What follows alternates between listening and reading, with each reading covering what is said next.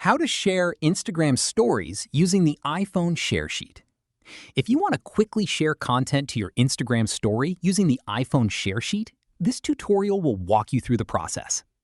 First, open the app that contains the photo, video, or other content you want to share. Next, tap the Share button. It usually looks like a square with an arrow pointing upward. In the share sheet, scroll through the available apps and tap Instagram. If you don't see it right away, tap More or scroll across the apps until you find it. Once Instagram opens, choose Story instead of Feed if you're given the option. Your content will automatically be added to a new Instagram story. From here, you can customize your story by adding text, stickers, GIFs, music, drawings, or other effects before sharing it. When you're happy with how it looks, tap Your Story at the bottom of the screen to publish it. If you'd rather share it with specific people, tap Close Friends instead. If Instagram doesn't appear in the share sheet, make sure the app is installed on your iPhone and updated to the latest version.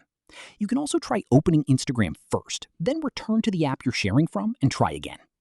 So it's really as simple as that, guys.